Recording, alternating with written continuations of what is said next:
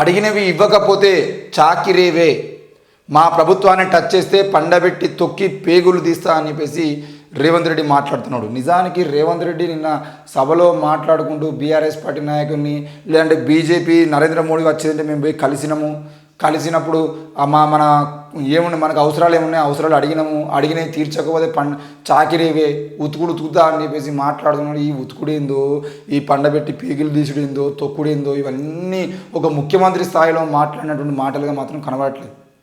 ఒక ముఖ్యమంత్రి నువ్వు ప్రతిపక్షంలో ఉన్నప్పుడు నేను జైలు పంపించే ప్రయత్నం చేసినప్పుడు నీకు వాళ్ళ మీద కోపం ఉండేది ఉంటే ఆ కోపంలో ఉన్నప్పుడు మాట్లాడడం వేరు. ఈరోజు ఒక ముఖ్యమంత్రి స్థాయిగా ఎదిగిన తర్వాత ఇన్ని రోజుల పాటు కేసీఆర్ మాట్లాడుతున్న భాషా విధానం ఏదైతుందో ఆ భాషా విధానాన్నే ప్రజలు మెచ్చుకోలేకపోయారు. మళ్ళీ ఈరోజు రేవంత్ రెడ్డి కూడా అదే భాషా విధానంలో మాట్లాడడం మొదలు పెడితే రానున్నటువంటి యువకులు ఎవరైతే ఉంటారో లేదంటే వచ్చే భవిష్యత్ తరాలకు సంబంధించిన విషయంలో వాళ్ళకి మీరు ఏం నేర్పించదలిచారు? పండబెట్టి తొక్కుతా, పేగులు తీస్తా, చాకిరేవులో ఒక్కొక్కరిని ఉతుకుతా, ఇవి ముఖ్యమంత్రి స్థాయి మాట్లాడాలి కావేమో అని చెప్పేసి ఆలోచించుకోవాల్సిన అవసరం ఉంది అని కూడా మేము తెలియజేస్తా ఉన్నాం.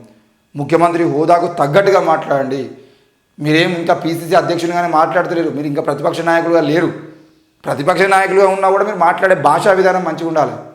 ఆ విషయాన్ని కూడా కనీసం మీకన్నా బండి సంజయ్ నయం, మతాన్ని అడ్డం పెట్టుకొని మతం పేరుతో రెచ్చగొడతారు కావచ్చు, కానీ ఈ తొక్కుతాము, పేగులు తీస్తాము, అవి ఎత్తాం ఇవి ఎత్తాం అని చెప్పేసి మాట్లాడి అది అసలు ఒక ముఖ్యమంత్రి స్థాయిలో మాట్లాడే మాటలు ఏం మాట్లాడరు.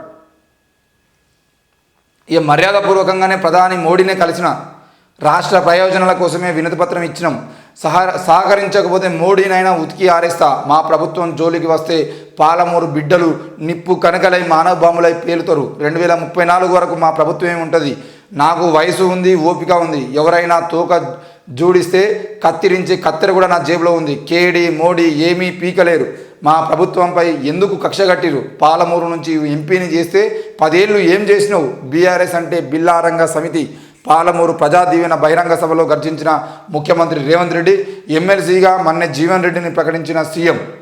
మరి మహబూబ్నగర్ ఎమ్మెల్సీ ప్రాంతం అది ఖాళీ అయింది కాబట్టి దానికి ఎమ్మెల్సీగా జీవన్ రెడ్డిని ప్రకటించిన. ఇక పోతే మర్యాదపూర్వకంగానే మోడీని కలిసిన, రాష్ట్ర ప్రయోజనాల కోసం వినతిపత్రం ఇచ్చిన, సహకరించకపోతే మోడీనైనా ఉతికి ఆరేస్తా అని చెప్పేసి రేవంత్ రెడ్డి మాట్లాడే మాటలు ఏవైతున్నాయో, ఈ ఉతికి ఆరేస్తా, నేను కూడా అవసరమైతే అన్ని రాష్ట్రాలు తిరుగుతా, దేశం మొత్తం తిరిగి నరేంద్ర మోడీకి వ్యతిరేకంగా నేను ప్రచారం చేస్తా అని చెప్పేసి మాట్లాడుతున్నాడు. నరేంద్ర మోడీకి వ్యతిరేకంగా ప్రచారం చేయడానికి రాహుల్ గాంధీ ఉన్నది, ప్రియాంక గాంధీ ఉన్నది, సోనియా గాంధీ ఉన్నారు, వీళ్ళందరూ ఉన్నారు. నువ్వు చేయాల్సింది ఏంది? తెలంగాణ రాష్ట్ర ప్రజలు నిన్ను ముఖ్యమంత్రిగా గెలిపించారు కాబట్టి రాష్ట్ర ప్రయోజనాలు, రాష్ట్ర ప్రజలను దృష్టిలో పెట్టుకొని ఇక్కడ ప్రజలకు ఏం కావాలి, ఇక్కడ ప్రజల్ని ఏ విధంగా పాలించాలి, ఇక్కడ ప్రజలు 10 ఏళ్ళుగా ఈ బానిసత్వంలో ఉన్నటువంటి ఈ 10 ఏళ్ళుగా ఉన్నటువంటి ప్రజలకి ఇంకేం కావాలి అనే విషయాల మీద మీరు మాట్లాడాల్సిన అవసరం ఉంది. అవన్నీ మాట్లాడకుండా నేను ఏదో చేస్తా, నేను ఇంకేదో చేస్తా అని చెప్పేసి మాట్లాడి ఈరోజు మొత్తం రాష్ట్ర ప్రభుత్వానికి సంబంధించిన ప్రతినిధిగా ఉన్నటువంటి మీరు ఈరోజు మోడీని ఉతికి ఆరేస్తా అని చెప్పేసి మాట్లాడితే వాళ్ళ ఇంటెలిజెన్సులు వాళ్ళకి చెప్పరా, ఓ నరేంద్ర మోడీ సార్ ఇంకో మిమ్మల్ని రేవంత్ రెడ్డి ఇట్లా ఉతికి ఆరేస్తా, మొత్తం చీరేస్తా, నరకేస్తా అంటున్నా అని చెప్పి అంటే నీకు ఇచ్చే నిధులు కూడా ఇయ్యాడు కదా. ఈరోజు కేవలం కాంగ్రెస్ పార్టీ బహిరంగ సభల్లో మీ పార్టీ ఎంపీ అభ్యర్థిని గెలిపించుకోవడం కోసం మీరు రెచ్చిపోయి మాటలు మాట్లాడితే ఇప్పుడు పైన ఉన్నటువంటి ప్రభుత్వంతో కేంద్రంతో మనం ఎట్లాంటి సంబంధాలు కొనసాగిస్తే మనకు నిధులు వస్తాయనే విషయం మీకు తెలుసు. కానీ మీకు నిధులు ఇవ్వకుండా అడ్డుకునేటువంటి ప్రయత్నమే చేయాలని ఈరోజు మీరు పోయి వినతిపత్రం ఇస్తారు. వినతిపత్రం ఇచ్చినాక వాడేంది, వాడి కథ ఏంది, వాడు ఇవ్వకపోతే ఎట్లా తెచ్చుకోవాలనో తెలుసు అని అంటే ఎట్లా తెచ్చుకుంటావు నువ్వు?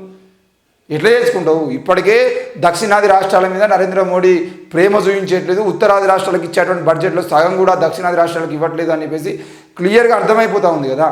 అయినా కూడా నువ్వు మళ్ళీ ఈరోజు నరేంద్ర మోడీని ఉతికారేస్తా, పేగులు తీస్తా, పండబెట్టి తొక్కుతా అని చెప్పేసి మాట్లాడిన తర్వాత ఏ మోడీ అయితే మోడీ ఇస్తాడా, లేదంటే ఇదే రాహుల్ గాంధీ ప్రధానిగా ఉండేదంటే కేసీఆర్ లాంటి ముఖ్యమంత్రిగా ఉండేది ఇదే మాటలు మాట్లాడితే మీకు కోపం రాకపోనా?